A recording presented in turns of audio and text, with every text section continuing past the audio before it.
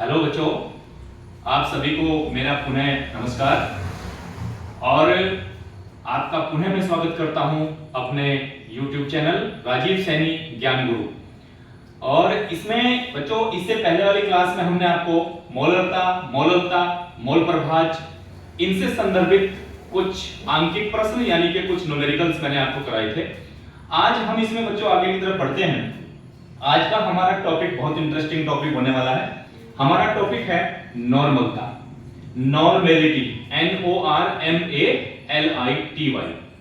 Normality. इसको बच्चों capital N के द्वारा डिनोट किया जाता है। इसको हम कैपिटल N से प्रदर्शित करते हैं।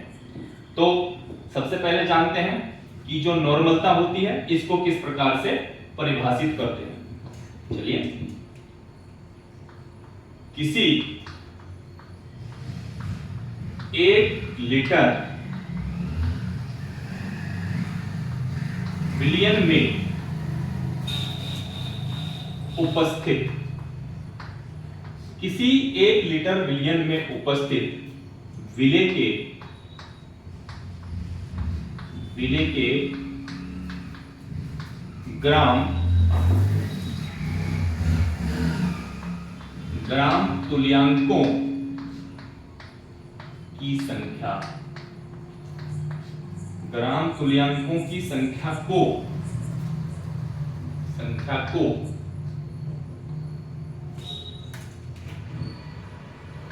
उस विलियन की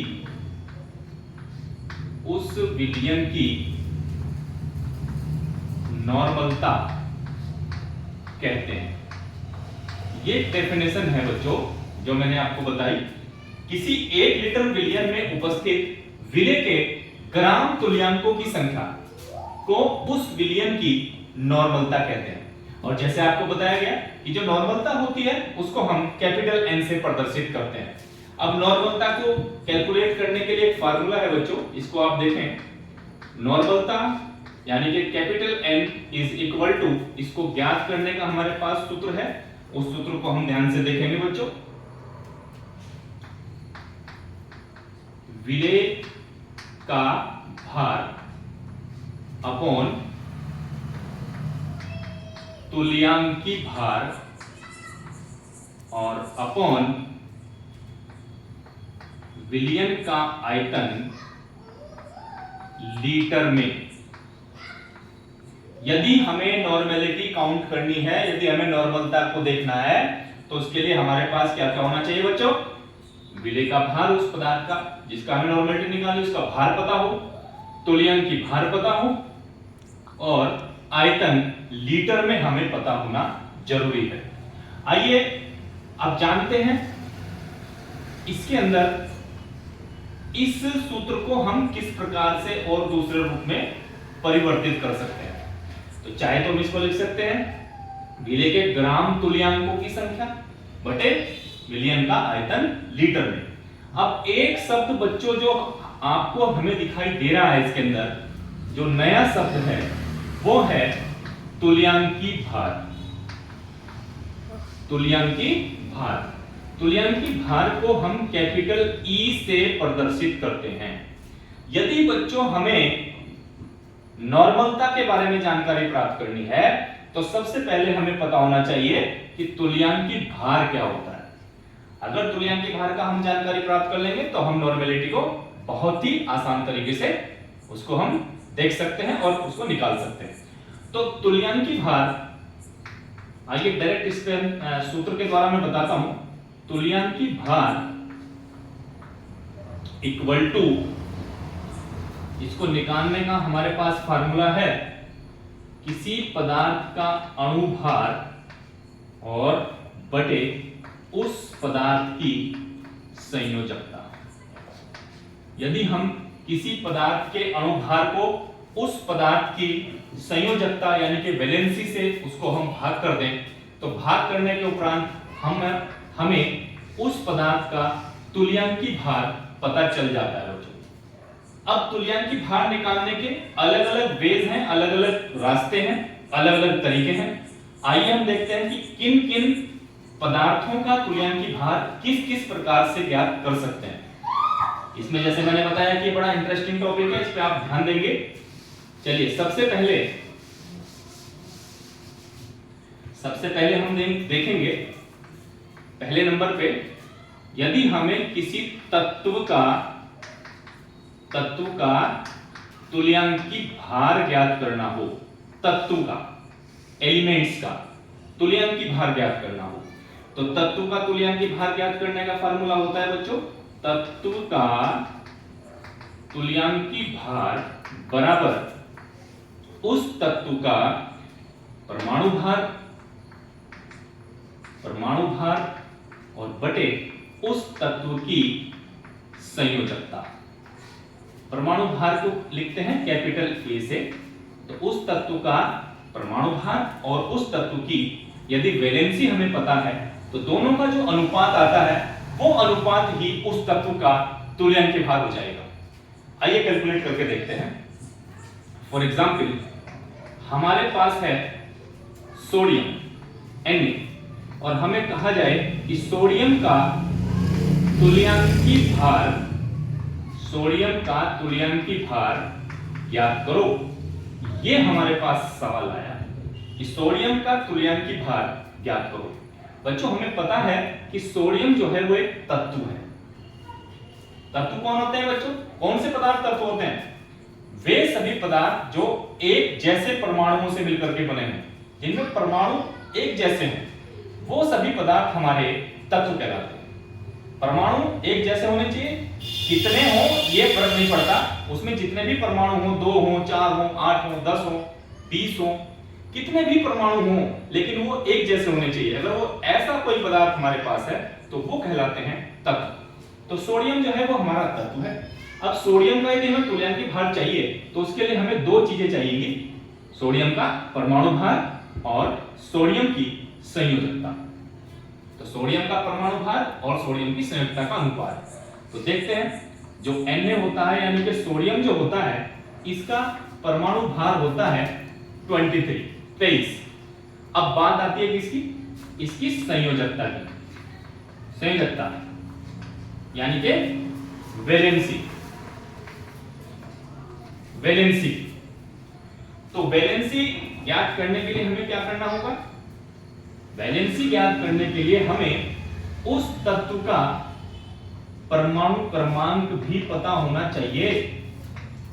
परमाणु क्रमांक किसको कहते हैं? परमाणु क्रमांक मतलब उस तत्व में उपस्थित प्रोटॉनों की संख्या, और जितनी उस तत्व के अंदर प्रोटॉनों की संख्या होती है वही संख्या उस तत्व की इलेक्ट्रॉनों की संख्या भी होती है।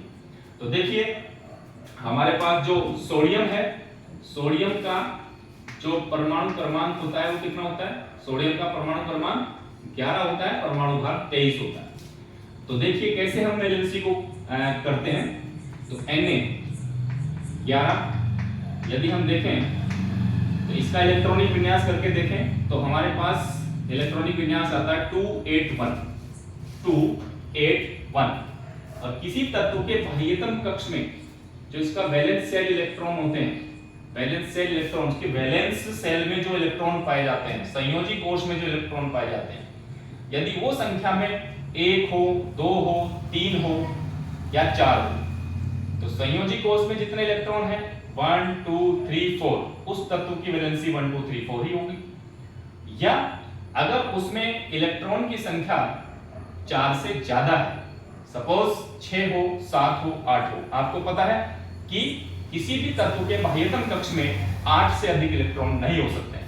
तो अगर 4 से ज्यादा होती है तो फिर हम वैलेंसी को 8 में से घटा करके 8 माइनस उसके बाह्यतम कोश में उपस्थित इलेक्ट्रॉनों की संख्या कोश में से घटा करके हम उसकी वैलेंसी चेक कर सकते हैं। एक तरीका ये हो सकता है। तो जैसे हम देख रहे हैं कि जो सोडियम हमारा है, सोडियम के बाह्यतम कक्ष में जो संयोजी कोश है उसमें इलेक्ट्रॉन कितना है बच्चों? 1।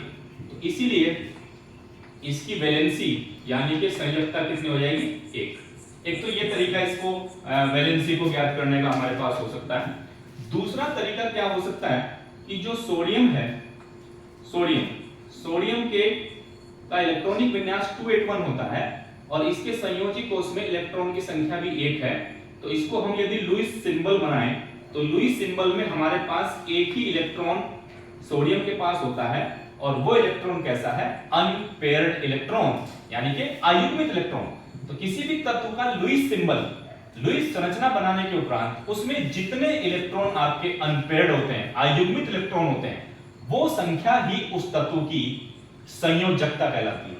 तो इसमें देखिए, इसमें एक ही इलेक्ट्रॉन बाह्यतम कक्ष में है, वो कैसा है, अयुग्मित है, अनपेयर्ड है, इसलिए इसकी वैलेंसी 1 होगी।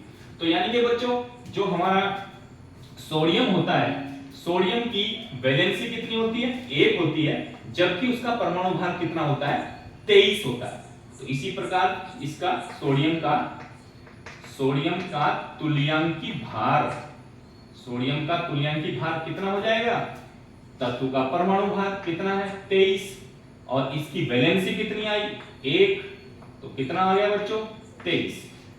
तो सोडियम का तुल्यांकी भार जो होगा वो कितना होगा, 23 होगा। सोडियम का परमाणु भार भी 23 होता है और सोडियम का तुल्यांकी भार भी 23 ही होगा। इसी प्रकार हम देख सकते हैं कोई दूसरा एग्जाम्पल, किसी दूसरे एलिमेंट का एग्जाम्पल हम लोग ले सकते हैं। एग्जाम्पल नंबर 2, जैसे हम बात करते हैं किसकी, सपोज बात करते हैं कैल्शियम की। तो कैल्शियम का तुल्यांकी भार ज्ञात कीजिए, ये हमारे पास क्वेश्चन है। कैल्शियम जो होता है इसका परमाणु भार हमें तुल्यांकी भार ज्ञात करना है। तो कैल्शियम का हमें क्या चाहिएगा, कैल्शियम का तुल्यांकी भार ज्ञात करने के लिए क्या चाहिएगा, एक तो हमें चाहिएगा कैल्शियम का परमाणु भार। तो बच्चों कैल्शियम का जो परमाणु भार होता है वो होता है 40, और कैल्शियम की अगर हम वैलेंसी की बात करें, संयोजकता की बात करें, तो कैल्शियम का परमाणु क्रमांक कितना होता है, 20 होता है, परमाणु भार 40 होता है। तो देखें तो 2 8 8 2, ये इसका इलेक्ट्रॉनिक कॉन्फ़िगरेशन आता है। अब इसमें बाह्यतम कक्ष में कितने इलेक्ट्रॉन है बच्चों, 2 इलेक्ट्रॉन है। मैंने आपको बताया था इलेक्ट्रॉन 1 हो, 2 हो, 3 हो, 4 हो, तो इतनी ही वैलेंसी होगी। अगर इलेक्ट्रॉन 4 से ज्यादा हो तो फिर उन इलेक्ट्रॉनों की संख्या को 8 में से घटा करके हम देख लेंगे कि वैलेंसी कितनी है। ये 2 तरीके बड़े आसान होते हैं, इसमें कोई समस्या वाली बात है नहीं। तो बाह्यतम कक्ष में कितने इलेक्ट्रॉन आए, 2। तो इसका मतलब यहां कैल्शियम की जो वैलेंसी है यानी कि संयोजकता है वो कितनी है, 2 है, जबकि इसका जो परमाणु भार है वो कितना है, 40। तो जब इसका तुल्यांकी भार करेंगे तो तुल्यांकी भार के लिए क्या करना पड़ता है, तत्व के लिए परमाणु भार बटे उसकी संयोजकता। तो 40 को कितने से भाग करना पड़ेगा, 2 से। तो 40 को 2 से भाग करोगे तो कितना आया, 20। तो कैल्शियम का तुल्यांकी भार हमारे पास कितना आएगा बच्चों, 20 आएगा। तो किसी भी तत्व का यदि आपको तुल्यांकी भार निकालना हो तो बहुत आसान सा तरीका मैंने आपको बताया, उस तत्व के परमाणु भार को उस तत्व की वैलेंसी से यदि हम भाग कर दें तो उस तत्व का तुल्यांकी भार आसानी से फाइंड हो जाता है। तो आपने देखा होगा 2 एग्जांपल मैंने इसमें आपको दिए। अब कुछ अगले एग्जांपल्स की तरफ बढ़ेंगे। ये हमने निकाला तत्व का तुल्यांकी भार, इसको आप अच्छी तरह से चेक कर लीजिए, नोट कर लीजिए। चलिए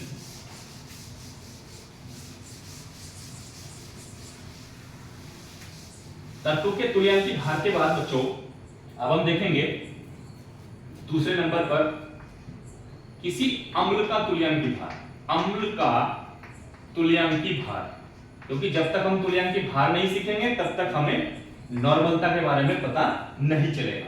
तो अम्ल का तुल्यांकी भार, आपको पता है बच्चों कि अम्ल किसको कहते हैं, अकॉर्डिंग टू आर्हेनियस। आर्हेनियस के अनुसार क्या है, आर्हेनियस की जो अम्ल क्षार की थ्योरी है उसके अनुसार क्या बताया गया है, वे पदार्थ जो जल में घुलकर एचाइन प्रदान करते हैं उन्हें हम अम्ल कहते हैं, तथा वे पदार्थ जो जल में घुलकर OH आयन प्रदान करते हैं उन्हें हम अक्षार कहते हैं। ये आर्हेनियस की थ्योरी के अनुसार है। तो एचाइन प्रदान करने वाले जो पदार्थ होते हैं जल में घुलने के बाद जो एचाइन प्रदान करते हैं उन्हें हम अम्ल कहेंगे। तो अम्ल का तुल्यांकी भार, अम्ल का तुल्यांकी भार, ये अगर हमें ज्ञात करना है तो इसके लिए हमें पता होना चाहिए उस अम्ल का अणुभार, अणुभार यानी कि मोलिकुलर मास, और अपॉन उसकी क्या पता होनी चाहिए, विस्थापित, उसके द्वारा विस्थापित H आयनों की संख्या। तो अम्ल का अणुभार हमें पता हो और उस अम्ल को यदि हम विस्थापित कराएं, पानी में घोल करके उसका विस्थापन कराएं, तो उसके द्वारा विस्थापित एच आयनों की संख्या कितनी हो सकती है, जिसको हम बोलते हैं उसकी क्षारकता। विस्थापित एच आयनों की संख्या को क्या बोला जाता है बच्चों? उसकी क्षारकता यानी कि बेसिसिटी। तो अम्ल का तुल्यांकी भार निकालने का फार्मूला अम्ल का अणुभार बटे विस्थापित एच आयनों की संख्या, या क्या कह सकते हैं उसको? उसकी क्षारकता, जो मैंने बताया, यानी कि उसकी बेसिसिटी। चलिए, अगर इस फॉर्मूले पे हम काम करेंगे तो हम आसानी से किसी भी अम्ल का तुल्यांकी भार ज्ञात कर सकते हैं। चलिए, फॉर एग्जाम्पल नंबर 1, हमें HCl का तुल्यांकी भार निकालना है बच्चों। HCl का तुल्यांकी भार ज्ञात कीजिए, ये हमारे पास एग्जाम्पल है। तो इसके लिए हमें बच्चों क्या चाहिए? HCl। आपको पता है कि HCl जो है क्या होता है? अम्ल होता है। कैसे अम्ल है? क्योंकि HCl को यदि हम किस में डाल देंगे बच्चों? जल में डाल देंगे, पानी में डाल देंगे, तो क्या बनाता है? H+Cl-। तो H आयन देता है, और जो पदार्थ H आयन प्रदान करते हैं उनको हम क्या कहते हैं? एसिड कहते हैं, उनको हम अम्ल कहते हैं। तो ये अम्ल है। अब देखिए, HCl हमें क्या चाहिए? HCl का क्या चाहिएगा? अणुभार चाहिएगा, और बटे क्या चाहिएगा? विस्थापित एच आयनों की संख्या। तो हमें बच्चों पहले यहां निकालना पड़ेगा HCl का अणुभार, molecular mass of the HCl। तो इसके लिए आपको पता ही है, पहली कक्षाओं में बताया जा चुका है, हाइड्रोजन का परमाणु भार 1 होता है और Cl का परमाणु भार 35.5 होता है। तो जब दोनों को जोड़ेंगे 1 + 35.5 इक्वल टू ये आता है बच्चों 36.5। ये HCl का हमारे पास क्या आता है? अणुभार। चलिए, तो अब HCl का तुल्यांकी भार ये क्या होगा? तो HCl का अणुभार हमारे पास कितना आया है? 36.5 बटे विस्थापित एच आयनों की संख्या या क्षारकता। तो जब HCl को हमने पानी में डाला तो उसके बाद ये इसने एच आयन प्रदान किया, और इसकी संख्या कितनी है? 1 एच आयन प्रदान किया है। ये संख्या कितनी है? 1। तो एच आयनों की संख्या कितनी है? 1 है। तो जितनी एच आयनों की संख्या होगी उससे उसके अणुभार को हम डिवाइड कर लेंगे। तो अब बताइए कितना आया? Equal to 36.5। तो यहां पर HCl का तुल्यांकी भार बच्चों कितना आएगा? 36.5, यानी कि जितना उस HCl का अणुभार है उतना ही उसका तुल्यांकी भार भी होता है। ये बिल्कुल बढ़िया एग्जाम्पल के माध्यम से आपको समझाया गया, इसको आप नोट कर लीजिए। दूसरा एग्जाम्पल देखते हैं बच्चों, दूसरा एग्जाम्पल देखते हैं, क्योंकि इसको आप कुछ बड़ी आवश्यकता होगी। दूसरा एग्जाम्पल नंबर 2, आपको कहा जाए H2SO4 का तुल्यांकी भार, H2SO4 का तुल्यांकी भार ज्ञात कीजिए। ये क्वेश्चन हमारे पास आया है, H2SO4 का तुल्यांकी भार ज्ञात कीजिए। तो आपको सबको पता है कि जो H2SO4 होता है वो एक एसिड होता है, अम्ल होता है। चलिए, तो जब H2SO4 को हम क्या करते हैं बच्चों? जब इसको हम पानी में डालते हैं, जल में डालते हैं, तो जल में डालने के बाद इसका भी आयनन होगा। तो आयनन कैसे होता है? 2H plus SO4 twice minus. H2SO4 का आयनन कुछ इस प्रकार से होता है। चलिए, अब हमें क्या निकालना है बच्चों? H2SO4 का तुल्यांकी भार। तो तुल्यांकी भार निकालने के लिए हमें क्या चाहिएगा? M मतलब इसका मोलिक्यूलर मास और अपॉन H आयनों की संख्या। H आयनों की संख्या, ये दो चीज अगर हमें पता हो तो हम आसानी से H2SO4 का जो तुल्यांकी भार है वो फाइंड कर सकते हैं। तो चलिए, पहले हमें क्या निकालना है? इसका अणुभार। तो यहां देखेंगे H2SO4 का अणुभार। तो अणुभार कैसे निकलता है? आपको बहुत बार मैंने बताया, हाइड्रोजन का परमाणु भार 1 होता है, सल्फर का परमाणु भार 32 होता है, और ऑक्सीजन का परमाणु भार 16 होता है। तो इस फार्मूले में ये सारे के सारे परमाणु भारों को अगर इस फार्मूले में रखकर जोड़ देंगे जोड़ने के बाद जो संख्या हमें प्राप्त होती है वो हमारा होता है अणुभार। चलिए, तो ये H2 है, 2 का मतलब 2 इंटू 1 प्लस S32 प्लस ये कितना है 4 इंटू 16 ये होगा, तो ये 2 होगा, ये 32 होगा और ये 64 होगा। ये कितना होगा बच्चों 34 और प्लस 64, तो कितना आया 98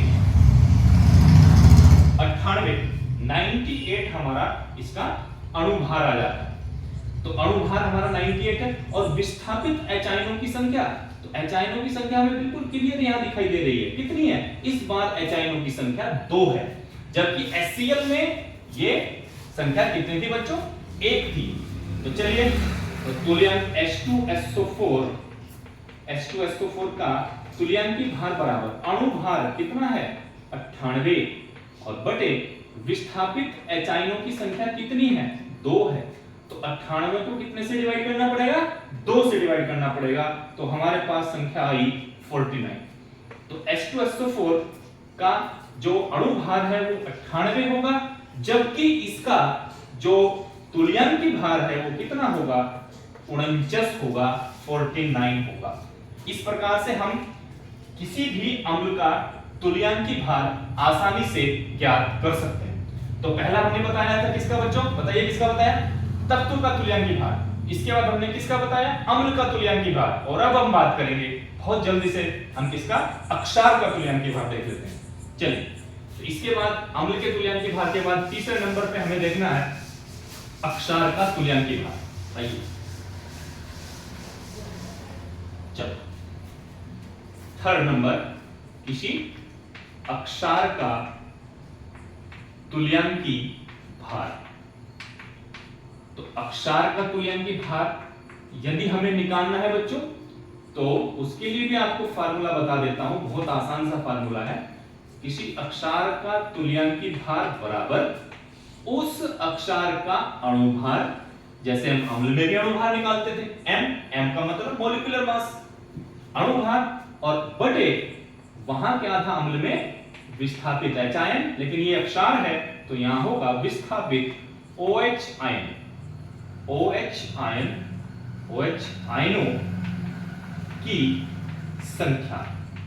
और मैं बता दूं बच्चों कि जो विस्थापित OH आयनों की संख्या होती है ये होती है उस पदार्थ की अम्लीयता, जिसको हम उसकी एसिडिटी बोल सकते हैं। तो m मतलब लिख देता हूं मैं अणुभार बटे विस्थापित OH आयनों की संख्या या उसकी अम्लीयता, एसिडिटी। अगर अक्षार का तुल्यांकी भार निकालना है तो हमें इस फार्मूले को यूज करना पड़ेगा। देखिए, इसमें हम लोग लेते हैं एक एग्जांपल नंबर 1। जैसे आपको कहा गया NaOH का तुल्यांकी भार ज्ञात कीजिए, NaOH का तुल्यांकी भार ज्ञात कीजिए, ये क्वेश्चन हमारे पास आया। तो हमें पता होना चाहिए कि जब NaOH को आपने इस बार पानी में डाला, जल में डालते हैं, तो इसका विस्थापन कैसे होगा, Na प्लस OH माइनस। तो इसमें H आयन के स्थान पर इस बार बच्चों क्या दिखाई दिया, OH आयन, और OH आयन अगर इसमें दिखता है तो दिया गया पदार्थ हमारा अक्षार है। चलिए, तो NaOH का क्या निकालना है बच्चों, तुल्यांकी भार। और तुल्यांकी भार निकालने का फार्मूला आपके ऊपर ये मैंने बताया, अणुभार और बटे विस्थापित OH आयनों की संख्या। तो बच्चों पहले की तरह हमें यहाँ NaOH का क्या निकालना पड़ेगा, अणुभार, मॉलिक्यूलर मास। तो NaOH का अणुभार निकालने के लिए हमें क्या चाहिए, इसमें जितने भी तत्व उपस्थित हैं उन सभी तत्वों के परमाणु भार को रखिए और जोड़ दीजिए। तो चलिए, Na का परमाणु भार कितना होता है 23, ऑक्सीजन का परमाणु भार 16 और हाइड्रोजन का परमाणु भार 1 होता है। सबको रखेंगे 23 प्लस 16 प्लस 1, 23 और 16 39 और 1 40 इसका हमारा अणुभार आता है। किसका अणुभार 40 है बताइए, NaOH का अणुभार 40 आता है। तो यहां M यानी कि अणुभार वो रखेंगे अक्षार का 40 बटे विस्थापित OH आयनों की संख्या, यानी कि उस अक्षार ने कितने OH आयन बाहर किए, विस्थापित किए, अलग किए। तो यहां पर हम साफ देख रहे हैं कि OH आयन की संख्या यहां पर कितनी है, केवल 1, तो बटे 1। तो इसलिए आपका तुल्यांकी भार NaOH का तुल्यांकी भार कितना हो जाएगा बच्चों, 40। जितना उसका अणु भार है उतना ही उसका तुल्यांकी भार भी। तो इस प्रकार से आप चेक कर सकते हैं कि NaOH यानी कि अक्षार का तुल्यांकी भार हमने किस प्रकार ज्ञात किया। जैसे मैंने बताया कि कॉपी पेन लेकर के आप बैठे और साथ साथ एग्जाम्पल्स को नोट करते रहें, देखते रहें, तभी आप बहुत अच्छे तरीके से सीख पाएंगे। तो NaOH का तुल्यांकी भार हमने ज्ञात करना सीखा, इसको अच्छी तरीके से सीख लीजिए क्योंकि न्यूमेरिकल्स में आपको ये काम आने वाला है, नॉर्मेलिटी है। इसी प्रकार से यदि आपको एग्जाम्पल नंबर 2, यदि आपको कहा जाए कि भाई कैल्शियम हाइड्रोक्साइड CaOH का होल ट्वाइस का क्या निकाल दो, तुल्यांकी भार ज्ञात करो, ज्ञात कीजिए, ये आया। तो सीधी सी बात है, इसमें भी हमें क्या करना पड़ेगा, CaOH का होल ट्वाइस। तो देखते हैं Ca2 प्लस OH, कितनी बार है OH, ट्वाइस, ट्वाइस का मतलब 2 बार OH होगा। तो इस प्रकार से आप इसको देखिए। अब इसमें क्या करना है बच्चों, CaOH का ट्वाइस, इसका हमें क्या निकालना पड़ेगा, अणु भार। तो CaOH का ट्वाइस का अणु भार, मॉलिक्यूलर मास, ये कैसे निकलेगा, इसमें है कैल्शियम, कैल्शियम का परमाणु भार कितना होता है, 40, ऑक्सीजन का परमाणु भार 16 और हाइड्रोजन का परमाणु भार 1 होता है बच्चों। तो अब देखिए कैल्शियम 40 प्लस ये OH की ट्वाइस है, ट्वाइस का मतलब 2 बार ही O होगा और 2 बार ही H होगा। तो यहां होगा 2 गुना 16 प्लस 2 गुना H का 1 होता है, 2 गुना 1, तो कितना आया 40 प्लस ये कितना हो गया 32 प्लस 2, तो ये कितना आया बच्चों 40, 32 और 2 कितने हो गए 34, तो ये हो गया हमारा 74। तो कैल्शियम हाइड्रोक्साइड जो हमारा अक्षार है उसका मॉलिक्यूलर मास यानी कि अणु भार आता है 74, और जबकि उसके द्वारा विस्थापित OH आयनों की संख्या हमें साफ साफ दिखाई दे रही है कि वो कितने OH विस्थापित करता है, 2 OH विस्थापित करता है।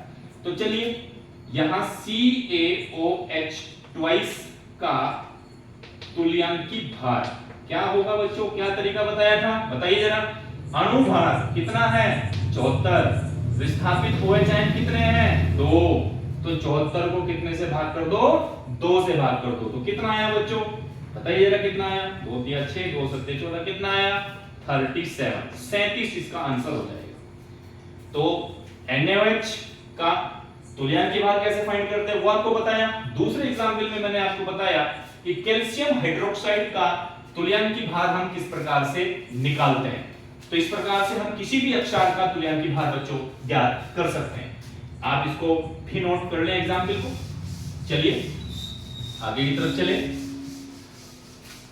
अक्षार के बाद यदि बच्चों हमारे पास एक चीज और बचती है, हमने तत्व का देखा, अम्ल का देखा, अक्षार का देखा, इसके बाद नंबर 4 हम देखेंगे किसी लवण मतलब सॉल्ट, लवण का तुल्यांकी भार कैसे ज्ञात करते हैं। लवण का तुल्यांकी भार क्या होते हैं लवण, पहले हमें लवणों के बारे में पता होना चाहिए। तो लवण क्या हो सकते हैं बच्चों, लवण वे पदार्थ होते हैं जो अम्ल प्लस अक्षार यानी कि एसिड प्लस बेस, इन दोनों की उदासीनीकरण की क्रिया से बनते हैं। यदि हम अम्ल और अक्षार को मिलाएं तो इनको मिलाने से जो बनेगा वो हमारा लवण होता है। अम्ल और अक्षार की उदासीनीकरण क्रिया के पश्चात जो पदार्थ प्राप्त होते हैं उनको हम लवण कहते हैं बच्चों। फॉर एग्जांपल यदि हमने अम्ल लिया सपोज दैट HCl और अक्षार लिया NaOH, तो यहाँ HCl आपका अम्ल है और NaOH आपका अक्षार है, दोनों को मिलाएंगे तो क्या आएगा बच्चों NaCl प्लस H2। तो यहाँ जो आपका NaCl है यानी कि नमक है, सोडियम क्लोराइड है, ये हमारा क्या है एक लवण होगा। तो यदि आपको लवण का पता है तो ही हम उसका तुल्यांकी भार ज्ञात कर सकते हैं। तो अगर किसी लवण का तुल्यांकी भार हमें निकालना हो तो इसके लिए क्या करना है बच्चों, उस लवण का अणुभार जिसको आप सूत्रभार भी बोल सकते हो, क्योंकि आयनिक यौगिक अगर वो है तो उसको अणुभार की जगह हम क्या कहें, सूत्रभार। तो अणुभार ही बोल रहे हैं, अणुभार और बटे क्या, उसमें बटे धनायनों की संख्या, नंबर ऑफ कैटायंस, धनायनों की संख्या। अगर हम उस लवण का तुल्यांकी भार निकालना चाहते हैं तो उस लवण का अणुभार हमें पता होना चाहिए और उस लवण के अणुभार को उस लवण के धनायनों की संख्या से हमें भाग दे देना है, तो हम आसानी से उस लवण का तुल्यांकी भार ज्ञात कर सकते हैं। जैसे फॉर एग्जांपल हम किसकी बातें कर रहे थे बच्चों अभी, NaCl की। तो NaCl का यदि हमें तुल्यांकी भार ज्ञात करना हो, तुल्यांकी भार ज्ञात कीजिए, ये क्वेश्चन हमारे पास आता है कि NaCl का तुल्यांकी भार ज्ञात कीजिए, तो हमें देखते हैं बच्चों, जो NaCl होता है यदि इसको हम पानी में डालते हैं तो पानी में डालने के उपरांत क्या होता है बच्चों, इसका Na प्लस क्या आता है, Cl माइनस।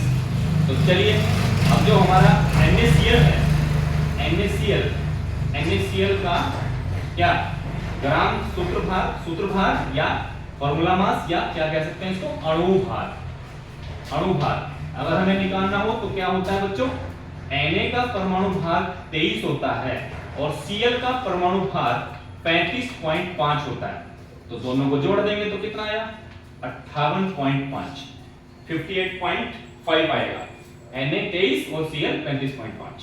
तो चलिए, तो NaCl का तुल्यांकी भार, क्या फार्मूला बताया बच्चों, अणुभार या सूत्रभार कितना है, 58.5 बटे धनायनों की संख्या। धनायन ये है जिसके ऊपर, वो आयन जिसके ऊपर पॉजिटिव चार्ज लगा होता है वो हमारा धनायन होता है।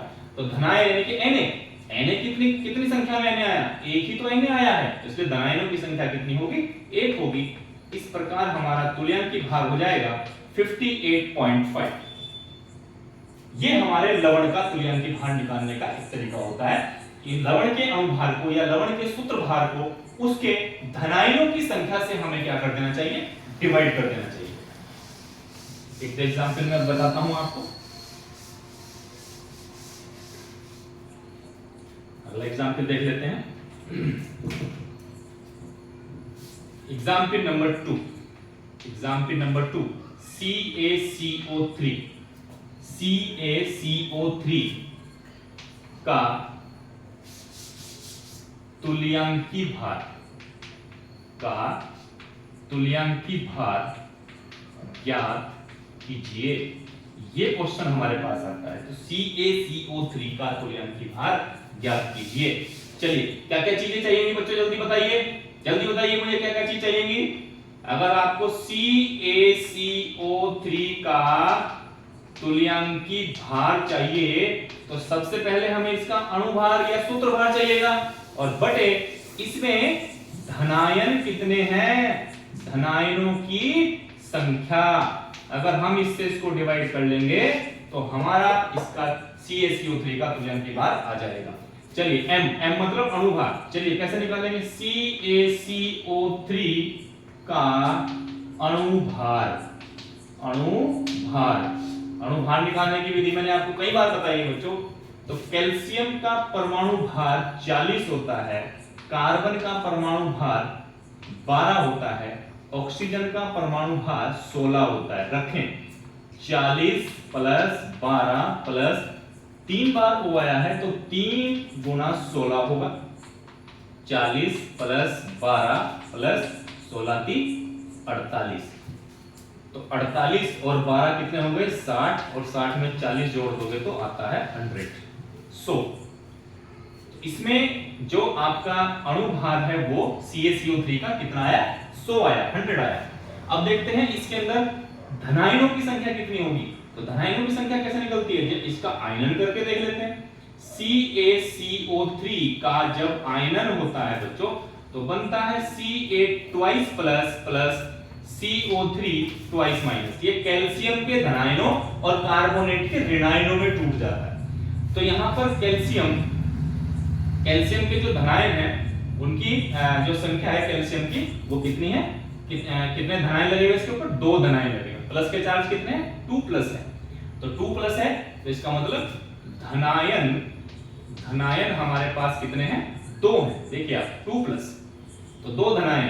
तो चलिए CaCO3 का तुल्यांकी भार क्या होगा, अणु भार कितना था 100 बटे धनायन कितने हैं 2, तो 100 को कितने से भाग कर दोगे, 2 से भाग कर दोगे तो कितना आएगा 50। तो CaCO3 कैल्शियम कार्बोनेट का तुल्यांकी भार हमारे पास कितना आता है, 50 आता है। इस प्रकार से हम देख सकते हैं इस पूरे टॉपिक में मैंने आपको तत्व का तुल्यांकी भार, उसके बाद अम्ल का तुल्यांकी भार, उसके बाद अक्षार का तुल्यांकी भार और उसके बाद लवण का तुल्यांकी भार, ये चारों के तुल्यांकी भार मैंने आपको निकालने सिखाया। अब बच्चों देखिए, अब हम वापस आते हैं अपने टॉपिक पे, क्योंकि हमने तुल्यांकी भार ज्ञात करने सीख लिए हैं। चलिए, तो क्या बताई थी परिभाषा नॉर्मलता की, जल्दी से आइए। किसी 1 लीटर विलयन में उपस्थित विलेय के ग्राम तुल्यांकों की संख्या को उस विलयन की नॉर्मलता कहते हैं। यह परिभाषा थी, और नॉर्मलता को किससे डिनोट करते हैं, कैपिटल N से प्रदर्शित करते हैं। और नॉर्मलता निकालने के लिए आपको फार्मूला बताया था मैंने सबसे शुरू में जब क्लास स्टार्ट हुई थी, तो क्या था बताइए जरा, विलेय का या पदार्थ जो भी कह रहे, विलेय का भार बटे क्या निकालना उस पदार्थ का तुल्यांकी भार, और बटे हमें क्या चाहिए, उस विलयन का आयतन, किसमें, लीटर में चाहिए। किसमें चाहिए बच्चों, लीटर में। ये फार्मूला कैपिटल N, ये फार्मूला अगर हमारे पास है तो हम उस विलयन की नॉर्मेलिटी को आसानी से ज्ञात कर सकते हैं। एक एग्जांपल ले लेते हैं इस पे भी, जल्दी से मैं एक एग्जांपल बता देता हूं आपको। एग्जांपल फर्स्ट इस पे हम लोग ले लेते हैं जो आपके सिलेबस से है। एक एग्जांपल हम जल्दी से इस पे करते हैं। 250 ग्राम विलयन में,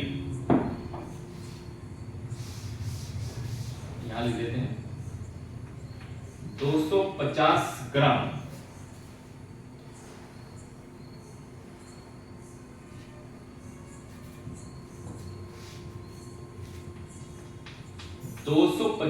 मिलीलीटर विलयन में 9.8 ग्राम H2SO4 विलेय है। इस विलयन की इस विलयन की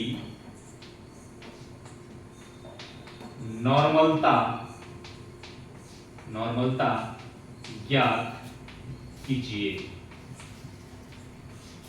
ये क्वेश्चन हमारे पास आया, नॉर्मेलिटी से कनेक्टेड ये क्वेश्चन। एग्जांपल फर्स्ट, 250 मिलीलीटर विलयन में 9.8 ग्राम H2SO4 विलेय है। इस विलयन की नॉर्मेलिटी ज्ञात कीजिए। चलिए सबसे पहले देखते हैं इस सवाल में हमें क्या क्या चीज दी है। दिया है 250 मिलीलीटर विलयन है, तो इसका मतलब ये हमारा हुआ विलयन का आयतन। विलयन का आयतन कितना है बच्चों, 250 मिलीलीटर, और इस विलयन में 9.8 ग्राम H2SO4 विलेय है। तो विलेय का द्रव्यमान या विलेय का भार हमारे पास कितना है, 9.8 ग्राम। इस विलयन की नॉर्मेलिटी निकालिए, N हमें फाइंड करना है, निकालना है। तो बच्चों आपको बताया हुआ था नॉर्मेलिटी निकालने का फार्मूला। बार-बार फार्मूले हम क्यों लिखते हैं, क्योंकि बार-बार अभ्यास करने से करत करत अभ्यास के जड़मति होत सुजान, और रसरी आवत जात ते सिल पर पड़त निशान। कबीरदास जी के इस दोहे को याद करके यदि हम अपनी पढ़ाई करेंगे तो हम साइंस में, केमिस्ट्री में कभी मार नहीं खा सकते। तो हमें बार-बार चीजों का अभ्यास करना है। तो क्या है, विलेय का भार बटे क्या था बच्चों, तुल्यांकी भार। याद रखिए, याद करिए, अगर विलेय का भार बटे अणु भार बटे आयतन लीटर में अगर ये हो जाए तो फिर वो मोलरता हो जाएगी। लेकिन यहां विलेय का भार बटे तुल्यांकी भार और बटे है आयतन लीटर में, ये हमारे पास है। चलिए अब देखते हैं विलेय का भार हमें पता है, ऊपर दिया है 9.8। अब क्या है, तुल्यांकी भार, ये हमारे पास नहीं है, आयतन भी हमारे पास मिलीलीटर में है, उसको लीटर में चेंज कर लेंगे, लेकिन हमें पहले क्या निकालना पड़ेगा, तुल्यांकी भार किसका, विलेय का। विलेय कौन है, H2SO4। तो यहाँ H2SO4 का तुल्यांकी भार हमें निकालना है, और ये मैंने अभी पिछले एग्जाम्पल में आपको निकालना सिखाया था, इस प्रकार से निकालते हैं। तो H2SO4 जो होता है बच्चों, उसका जब आयनन कराते हैं 2H प्लस और आता है SO4 ट्वाइस माइनस, और जो H2SO4 है जब इसका हम क्या निकालते हैं, तो तुल्यांकी भार इसका H2SO4 का तुल्यांकी भार क्या होगा, इसका अणुभार जब हमने निकाला कितना आया था 98। विस्थापित H आयनों की संख्या कितनी थी, 2।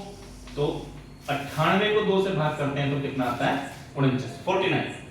तो हमारा जो तुल्यांकी भार है वो कितना है 49 है, और आयतन लीटर में, तो आयतन भी लीटर में हम लोग ले लेंगे, तो हमारे पास ये तुल्यांकी भार आ जाता है। तो चलिए अब हम यहाँ से नॉर्मेलिटी को चेक कर लेते हैं। तो नॉर्मेलिटी बराबर क्या होगा बच्चों, विलेय का भार 9.8 बटे तुल्यांकी भार 49 बटे आयतन लीटर में। तो आयतन हमारे पास किस में दिया बच्चों, मिलीलीटर में, तो 250, और लीटर में बदलना हो तो इसको भाग कर देंगे 1000 से। ये बातें बहुत हो चुकी हैं, तो कैसे होगा, बाहर को गुणा करके, बाहर जो संख्या रखी है उनको गुणा करके ऊपर रखते हैं, और अंदर वालों को गुणा करके नीचे की साइड रखा जाता है। तो n बराबर होगा 9.8 इंटू 1000 अपॉन 49 और इंटू 250। सही है, इसको हम लोग क्या करेंगे, कैलकुलेट कर लेंगे, ये 4 आ गया, ठीक है। इसको पूरे को सॉल्व कर लेंगे, और सॉल्व करने के बाद जो हमारा आंसर आता है बच्चों, वो आंसर हमारा आता है 0.8 n, 0.8 n या 0.8 ग्राम तुल्यांकी प्रति लीटर, ग्राम तुल्यांकी प्रति लीटर। क्या मतलब हो सकता है, ग्राम तुल्यांकी प्रति लीटर। ये मात्रक याद ना रहे तो हम उसको कैपिटल N लिख सकते हैं। इस प्रकार से आपने देखा कि हम 250 मिलीलीटर विलियन में 9.8 ग्राम H2SO4 विलय है, इस विलियन की नॉर्मेलिटी याद कीजिए। तो नॉर्मेलिटी आपने देखा है, इसकी नॉर्मेलिटी हमारे पास आती है 0.8 n। इस प्रकार से हम किसी भी विलियन की नॉर्मेलिटी फाइंड कर सकते हैं, लेकिन आपको पता होना चाहिए, सबसे पहले उसका हमें क्या पता होना चाहिए, तुल्यांकी भार। अगर तुल्यांकी भार हमें नहीं पता है तो हम किसी भी हाल में नॉर्मेलिटी को चेक नहीं कर सकते, नॉर्मेलिटी हम निकाल नहीं सकते। तो याद रखें, इस प्रकार से आपकी नॉर्मलता निकालने का एक तरीका मैंने आपको बताया। किसी भी प्रकार का न्यूमेरिकल हो उसमें आपको नॉर्मेलिटी अगर निकालनी है तो फिर उसमें आपको तुल्यांकी भार निकालना आना चाहिए। इसलिए मैंने तत्व का बताया, अम्ल का बताया, क्षार का बताया, लवण का बताया, सभी का बताया, तो उसको आप ढंग से देख लेंगे। अब देखिए बच्चों, नॉर्मेलिटी से संदर्भित एक छोटी सी सारणी है, उस सारणी को मैं आपको बताना चाहूंगा। किससे संदर्भित है, नॉर्मलता से संदर्भित है। चलिए, अगर हमारे पास लिखा आए 1n, तो ऐसे विलियन को हम पढ़ते हैं नॉर्मल विलियन, इसको नॉर्मल विलियन कहते हैं। और ये नॉर्मल विलियन जो है, इसमें n की जो वैल्यू है, n की वैल्यू वो कितने के बराबर है, 1 के बराबर। n की वैल्यू यहाँ 1 है, यानी कि नॉर्मेलिटी यहाँ कितनी है, 1 है, इतने 1। और मैंने क्या बताया था इसका आपको, मात्रक ग्राम तुल्यांक पर लीटर। दूसरा, यदि हमारे पास बच्चों आता है n/10, n/10, तो n/10 को हमें पढ़ना होता है देसी नॉर्मल, देसी नॉर्मल, देसी नॉर्मल। तो देसी नॉर्मल अगर है तो यहाँ n की वैल्यू होगी 1/10 या 0.1 ग्राम तुल्यांकी पर लीटर। तीसरे नंबर पे यदि हमारे पास आता है n/100, n/100, तो इस विलियन को पढ़ा जाता है सेंटी नॉर्मल, सेंटी नॉर्मल। और यहाँ n की वैल्यू होगी 1/100 या 0.01 ग्राम तुल्यांकी पर लीटर। इसके बाद फोर्थ नंबर पे यदि हमारे पास आ जाए n/2, तो n/2 यानी कि नॉर्मलता का ये क्या हो गया, आधा, तो इसको बोला जाता है अर्ध नॉर्मल।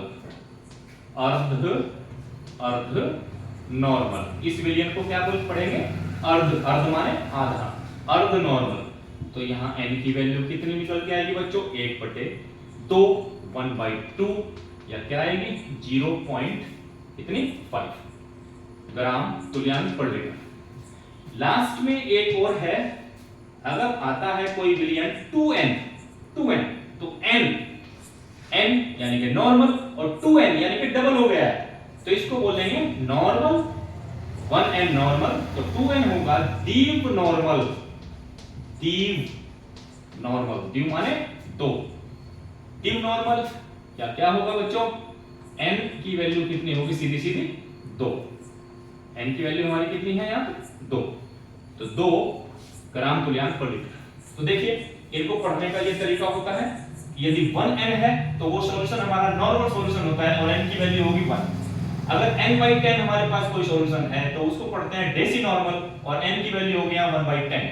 इसी प्रकार n/100 है तो उसको पढ़ते हैं सेंटी नॉर्मल और n की वैल्यू होगी 1/100 यानी कि 0.01 n।